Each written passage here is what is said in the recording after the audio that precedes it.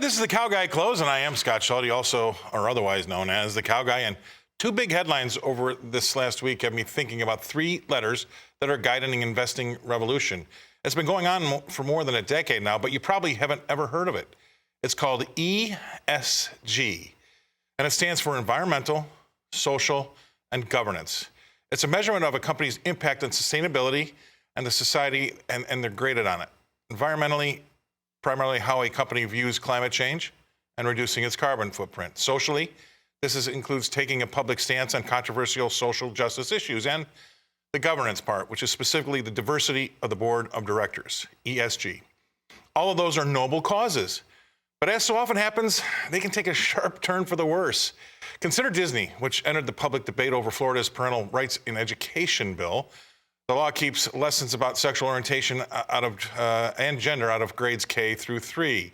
But Disney bought into the Don't Say Gay moniker, and its public stance ended with Florida lawmakers revoking Disney's self-governing status. Now consider Elon Musk's purchase of Twitter, a move he said was designed to restore free speech to the platform. He said free speech is essential to the future of democracy. Is there a price to pay when corporate America takes a stance on public and controversial issues? Well, you bet. But the ESG revolution gave companies the false sense of security that they were shielded somehow from any backlash. They proved it's corporate wokeism. In fact, it's the farthest thing from my term, common sensocrat. And this week, corporate America found out it might be best served by just focusing on running a business and giving shareholders a return on their investment. That's simple, right? Even Ed Renzi, the former CEO of McDonald's, has entered the fray to combat this corporate wokeness. Where does this go and how does it shake out? Well, my next guest has some ideas, I'm sure. Please welcome to the show, Keith Fitz-Gerald. Thank you very much for being on, Keith. That's it. I just laid it out for you. What do you think? Well, I got to tell you, honestly, right idea, wrong execution. The corporate governance environment, the moniker, the movement has been around for 20 or 30 years. And originally, like many things we deal with today, the purposes were good because what you wanted to establish was a board that was doing what it's supposed to, that it was acting fairly, that it was acting equitably. But the problem is that got twisted into the wind. So now today, ESG is an arbitrary set of standards. There's no finite ruling. They're conflicting ratings, which means that companies can't even find the right standard if they want to achieve it.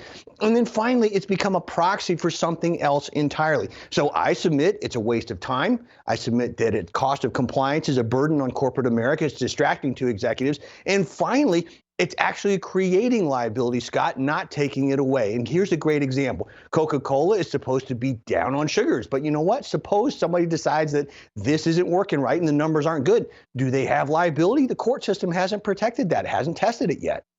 Right. And, the reason why it came up in the office for us when thinking about this show was that, with Elon Musk and even, say, Disney and Florida, it seems as though it's been the first time there's been a little bit of pushback against this ESG investing. I don't know if I can think of any other time where two big ones like this have happened together. I'm sure one or the other has happened at some point in time. But when you talk about Twitter and Disney within the same 6 weeks, I think that's a pretty big deal. And maybe this is the crack in the dam that stops all this stuff. I think that's probably on the mark. And here's the piece that nobody's really yet focused on yet is if there's going to be a backlash, what does that look like? Well, I think Elon Musk, for example, with Twitter, is going to potentially unleash a new set of corporate raiders that make yesteryear's Carl Icahns and T. Boone Pickens look like amateur hour, because these guys are going to step up and they're going to do something that takes the rest of the world by storm. Disney tried to offend nobody and wound up offending nearly everybody. Shareholders simply had enough, and you can look at the price to determine that. So will the brand ever recover? There's serious doubts in my mind for the first time in my career. Okay, so this is another thing I want to talk about because you've mentioned it. There's probably 3 or 4, maybe more now, because I don't really like to go into this ESG area. But ESG, there's ratings platforms. Again, 3 or 4 of them that will give you a rating on how well you do the E, the ES, and the G, right? And that's not too dissimilar to maybe a social score that you might get from your bank in China, right? I mean, where does this go? Because I can see at some point in time, your corporate footprint, your own corporate carbon footprint, or your own personal stuff getting rated and them saying to you, no, Shelly, you've had too many burgers this week. You can't spend any more money on hamburger. Well, I don't think you're far off because, again, is this tail wagging the dog time? That's the question that comes up to me as a professional investor and market watcher is, at what point does this stuff begin to alter the corporate trajectory? The early ESG data was favorable. The studies showed that companies with high ESG scores did very well. But the problem is, like many things, you go back and really look at the data, what you find is the attribution is misplaced. In fact, most of those companies outperform because of good governance, good investments, and a conservative strategy. So you went right back to the fundamentals, right back to the balance sheets, right back to the market behavior that created and made them great in the first place, not ESG. Right, exactly. So I wanted to jump in there and say the reason why they did well is because they were just good anyway. It didn't have anything to do with ESG. But here's another thing. Now that you're going to be waiting, and a lot of these folks are signing up for this, now that they're going to be wading into these social issues, I mean, it brings back, and I've said it on this show before, the great Michael Jordan. Why don't you get into politics, Michael? Well, because Republicans buy shoes too. What are these people thinking?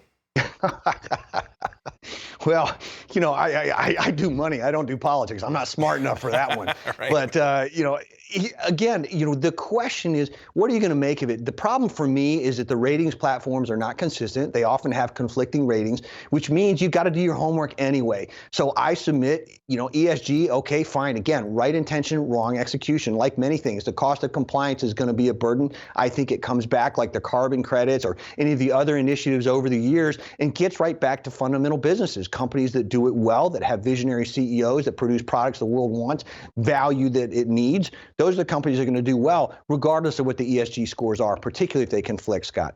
Well, those ESG scores are coming to a statement near you because I do believe that unless something is stopped or Ed Renzi from McDonald's is successful at stopping this corporate wokeism, it will come to your own bank statements. You'll start getting an ESG score about how you personally run your life, and that ESG score will take its place instead of your credit score. And where do we go from there?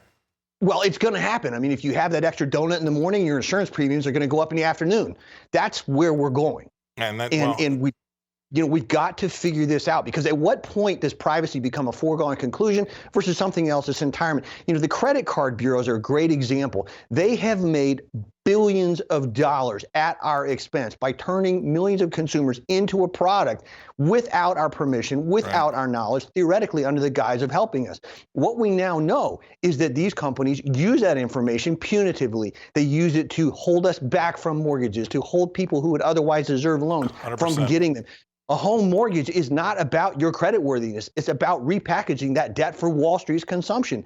This system is fundamentally flawed. And if you want to start with ESG accountability, why not hold those kind of people accountable for the ESG score from the rest of us? Totally agree with that. That's great stuff. Super content. That's Keith Fitz-Gerald coming to us from Seattle. Really appreciate you being on the show, Keith. That was really good. All right.